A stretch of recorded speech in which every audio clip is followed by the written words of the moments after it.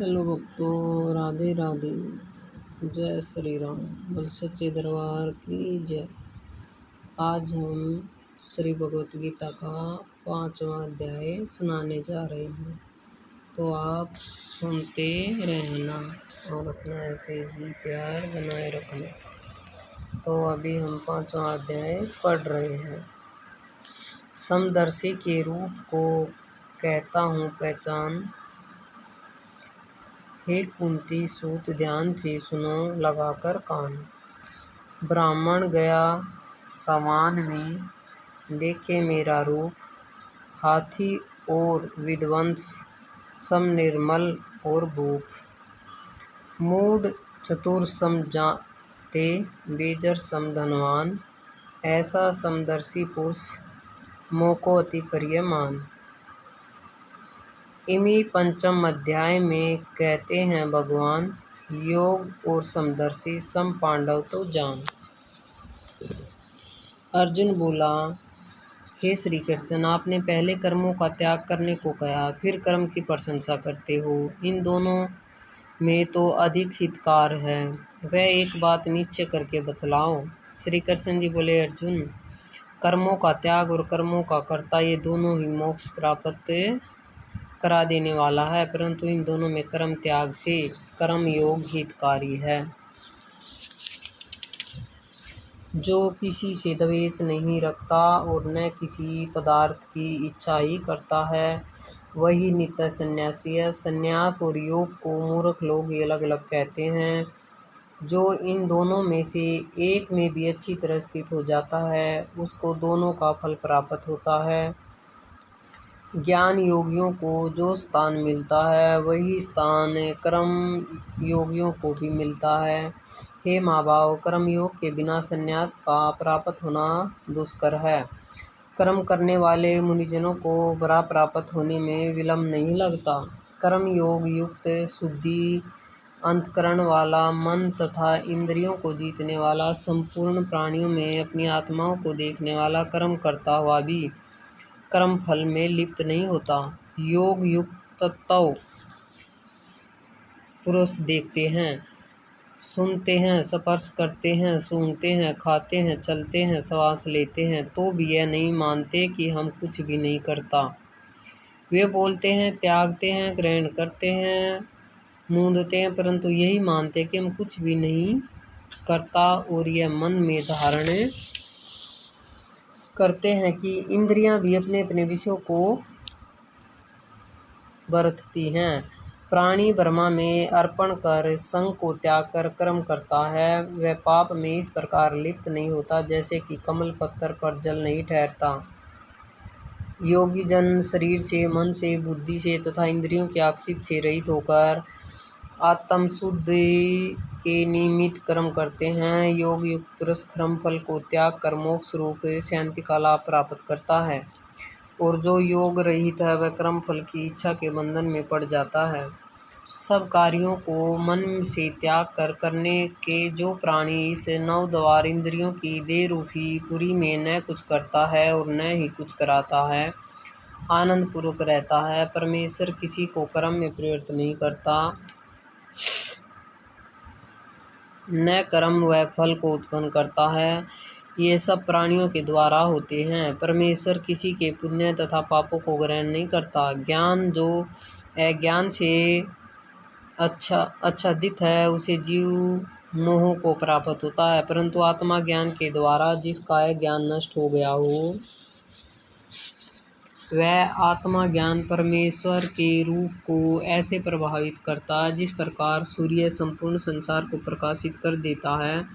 उसी परमात्मा में जिन मनुष्यों की बुद्धि स्थिर है और उसी में मन को लगाए रहते हैं, उसी में निष्ठा रखते हैं और जो सदा उसी के चिंतन में लगे रहते हैं, ज्ञान द्वारा जिसके सब पाप नष्ट हो गए हों, वे संसार में पुण्य जन्म नहीं लेते, क्योंकि ब्रह्मा निर्देश और सर्वत्र समान है, इसलिए वे ब्रह्मा को प्राप्त हो जाते हैं। जो प्रिय पदार्थ को पाकर प्रसन्न और अप्रिय पदार्थ को पाकर खीन नहीं होते हैं,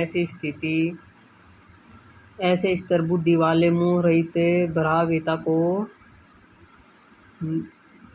बराह में स्थिर जानो। जो बाहरी पदार्थों में चित्त को आकर्षित नहीं होने देता, वही आत्मा सुख का अनुभव करती है।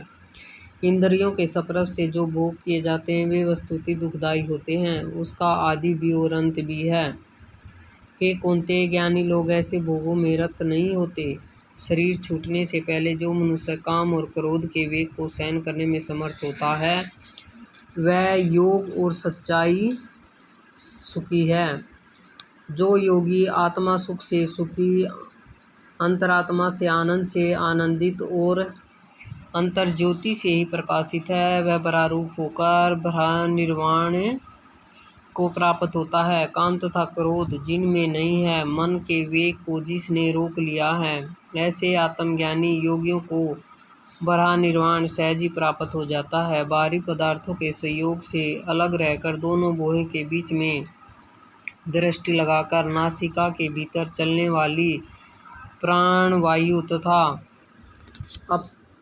आपन वायु को सम करके, इंद्रियों को मन और बुद्धि को वश में करके, इच्छा भय तथा क्रोध को त्याग कर मोह की इच्छा करने वाले योगी जन जीव मुक्त हैं। जो मुझको सभी यज्ञों और तपों को भोगता, संपूर्ण लोकों का स्वामी और सब प्राणियों का मित्र जानते हैं, उसी को शांति प्राप्त होती है।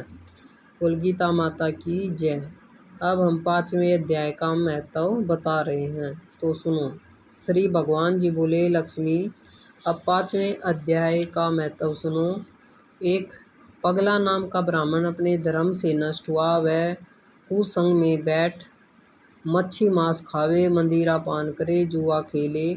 जब उस ब्राह्मण को जाति से निकाल दिया गया तो वह किसी दूसरे नगर में चला गया और देवयोग से पिंगल नाम के राजा के यहाँ नौकर हो गया। राजा से और लोगों की चुगलियाँ किया करे। तब बहुत दिन बीते तो वह धनवान हो गया और उसने अपना विवाह भी कर लिया, परंतु उस स्त्री में व्यभिचारिणी आई। वह स्त्री को नित्य मारे। एक दिन उस स्त्री को बहुत मार पड़ी। तब उस स्त्री ने दुखी होकर अपने पति को विष दे दिया, जिससे वह मर गया। फिर ब्राह्मण ने तोते का जन्म पाया। कुछ काल बीते वह स्त्री भी मर गई। उसने तोते का जन्म पाया, मतलब स्त्री ने तोती का जन्म पाया और ब्राह्मण ने तोते का जन्म पाया। तब वह फिर उस तोते की स्त्री हुई। एक दिन उस तोती ने तोते से पूछा, हे तोते, तूने तोते का जन्म क्यों पाया? तोते ने उत्तर दिया, हे तोती सुन, मैं अपने पिछले जन्म का हाल कहता हूँ। मैं पिछले जन्म में ब्राह्मण था, अपने गुरु की आज्ञा नहीं मानता था।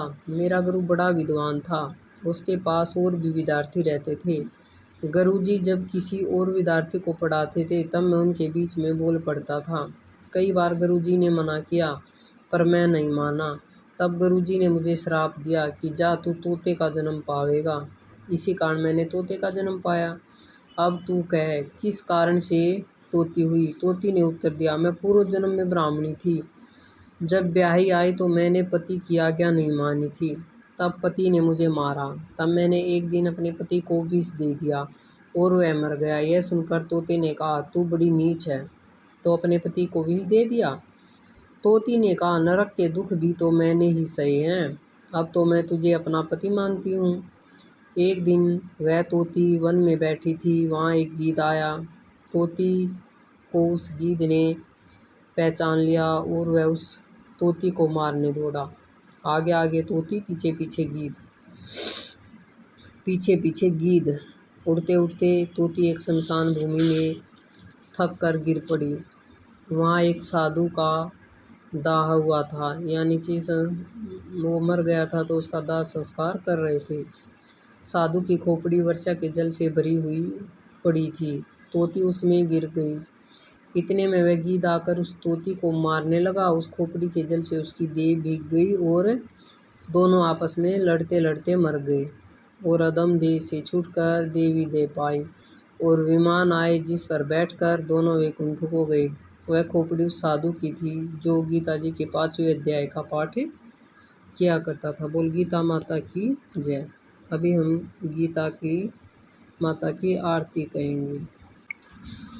जय गीता माता मैया, जय गीता माता, सुख करणी दुख हरणी तुमको जग गाता मैया जय माता। सुख करणी दुख हरणी तुमको जग गाता मैया जय गीता माता।